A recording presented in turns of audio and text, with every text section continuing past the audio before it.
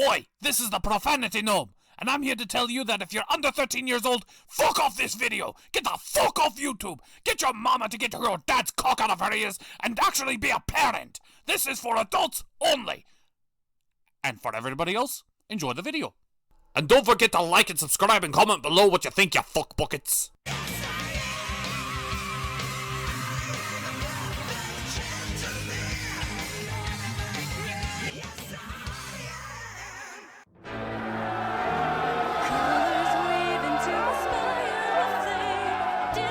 I hope you all out there are ready to meet our competitors for Smash!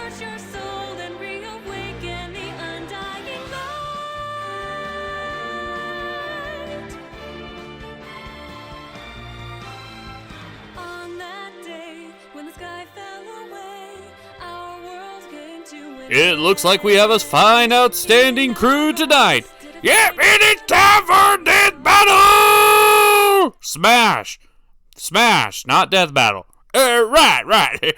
Force of habit. Man, could they have picked any more biased judges? You know what it is. It's all for the clicks. All for that clout.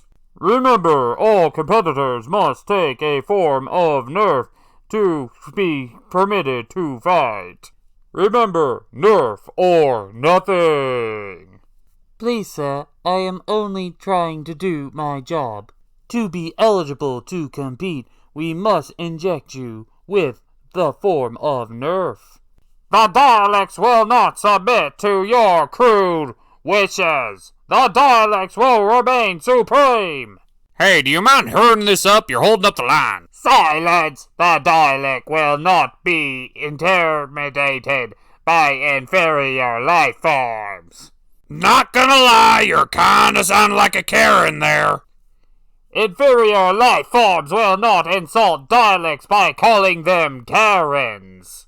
The dialect is supreme. Well, if dialects are so supreme, then how about you prove it by getting the shot of Nerf like everybody else?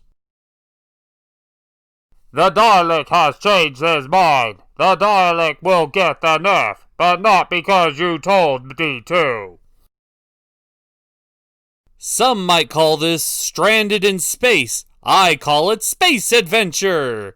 This is Stranded. The episode begins in the outer reaches of space. Against all odds, they required from the deep, dark, horrible heart of Twitter, the Tumblr. For better or worse. They exchange awkward hellos since this is the first time they've seen each other since the fallout. And while Adora seems to be trying to get on good terms, Bo is actually more hesitant. Thank you, Bo. That is the ideal reaction. Well, everyone is still reeling from the shock that Catra did something helpful for them. And, well, Tumblr breaks down into tears, crying and begging for forgiveness from Adora. Yes, this is what she should do.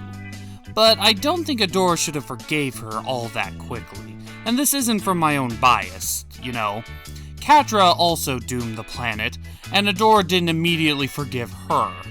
But then again, I suppose Catra didn't apologize. But then again, she did. Did Adora forgive a Catra? I guess if she forgave a Tumblr so easily, she would probably forgive Catra. Anyway, there's something wrong with the ship. Intraptra says the bad news that their power supply is running on empty. So, they need to find more. And what's it powered by? Apparently, Twilight Sparkle's cutie mark? Okay, so they have to find a fresh surplus of Twilight Sparkle's cutie mark somewhere. And thankfully, they happen to have the coordinates of a planet nearby that has all the Twilight Sparkle's butt tattoos they need. Convenient. We later cut back to Eternia, where Scorpia shows her awesome standing in by standing out skills and being genuinely adorable. But then she notices that a certain horse is standing all by himself. And she goes to approach him. You know, for some reason, even though I really can't stand Swiftwind, when he's with Scorpia, he genuinely seems like a genuinely likable character. Maybe it's because it's Scorpia talking to him and I really like her. But in this scene, they show genuine sympathy.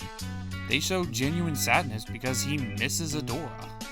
He misses his friend. I mean, yeah, he misses all of them, but Adora? Adora was his She-Ra. He wouldn't exist without her. And he's just worried. I gotta admit, this scene was kind of emotional. Not heavy emotion, but it genuinely made you feel like he was a likable character. I guess even the most Jar Jar Binks of the series gets some moments of good spotlight. And I'm glad that he was able to make a friend with Scorpia. I mean, logically, someone had to like him. Let's get ready for our first round matches! Greetings, I am Rocklee, the handsome devil of the Hidden Leaf Village. Hey, nice to meet you. Not who I expected. You are not my true opponent, but a mere stepping stone. Hello? Guys, I think there was some kind of mix-up. You just sent a little blind girl in the ring with me. I don't know who decided this, but maybe my opponent is somewhere else, but... That's it! You're going down! Well. Who would have thought Prince Vegeta? Is this an amazing coincidence or a brilliant twist of fate? Oh, this is going to be too easy. Prepare once again to face my perfect power. If I recall, Cell, Last time we fought, I blew your arm off. Yeah, and the last time we met, I blew a hole right through your trunks. You son of a bitch, I'll kill you! Oh, snap! We later cut back to Team She-Ra, as they're looking for this pink Twilight Crystal Cutie Mark power source thingy. And as they exit the ship, they notice there's a tower in the distance. This tower is the exact same tower that's being landed on Etheria at this very moment. Bo describes that this is all Tumblr's fault, because, you know, she was the one to lead him to the planet. And it's clear he has a hate boner for her now. Good for him. I mean, yeah, Adora should have this hate boner as well, but I guess she's a lot more forgiving. But Bo is finally showing the stones that I knew he had from the beginning. So Entraptra decides to stay behind and fuck the ship, I'm assuming? I mean, look at that face. That is the face of someone who knows they're getting laid. She's going to fuck the ship. I never thought it'd be possible for me to ship a ship with a ship. I'm just going to never tell her ever about Cybertron. No one else is allowed to tell her either. We don't need any giant pigtailed Optimus Primes running around. So Entraptra stays behind to get laid as Team Adora go and look for Twilight Sparkle's Cutie Mark power source, because they know they can't run on their own energy. And Glimmer is sad because she's not friends with Bo anymore, and he has no interest in her anymore. Adora tries to comfort her and say maybe he just hasn't processed the feelings yet. I'm pretty sure he has. And, well, the ground caves in. Glimmer tries to save them, but Adora falls into the hole. And as she wakes up, she discovers she's in a crystal cave. And we get the best joke in the entire episode. I think I see a light. I'm gonna go towards it. Don't go towards the light! It's not that kind of light. Okay, the joke was 7 out of 10 at best, but it's still pretty good. We later cut back to everyone's least favorite pony in the Brony fandom, but I'll give it credit, this is a pretty nice scene. Yeah, it gets a little monologue with how he describes everything in the war, but I do get the feeling that he truly misses his friend, and he's genuinely worried. I guess a broken clock is likable twice a day.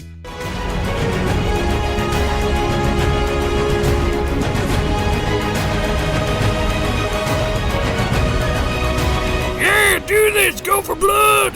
Boomstick, this isn't Death Battle. So Adora continues her side quest when she gets ambushed by the Dazzlings. Are they important to the story? Meow. Are they going to join Team She-Ra? Meow. Are they going to be relevant later? Meow. Do they have any lasting impact whatsoever and not completely forgotten about in the next episode? Meow. Then I'm gonna ignore you. So we later cut to Bo and Glimmer as they continue on their adventure to find Adora. Glimmer tries to start a conversation with Bo, but Bo is not having it. She hasn't even apologized to him. I mean, she apologized to Adora, but not to him. She's trying to beat around the bush, and this only pisses him off even more. Tumblr, even you are not this dense. You got to at least apologize.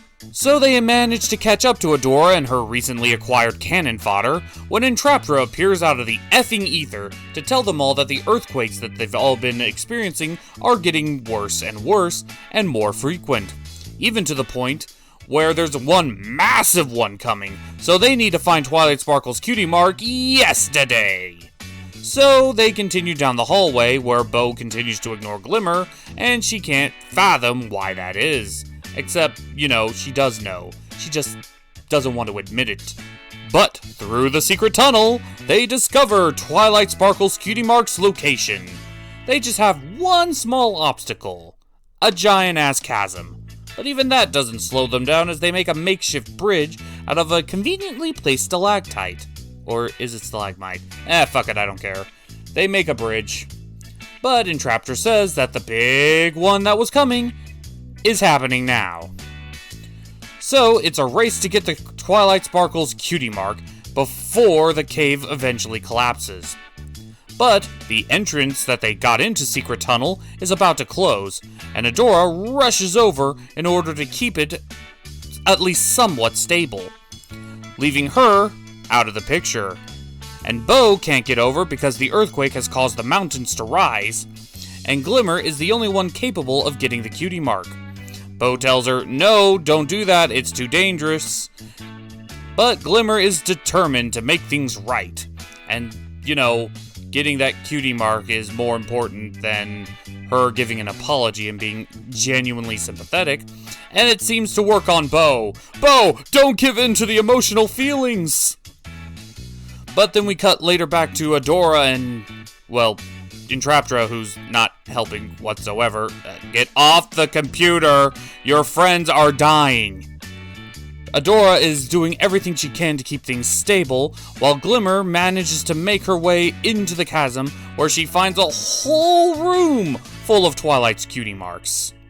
She manages to get one, but unfortunately the cave is putting too much pressure on Adora.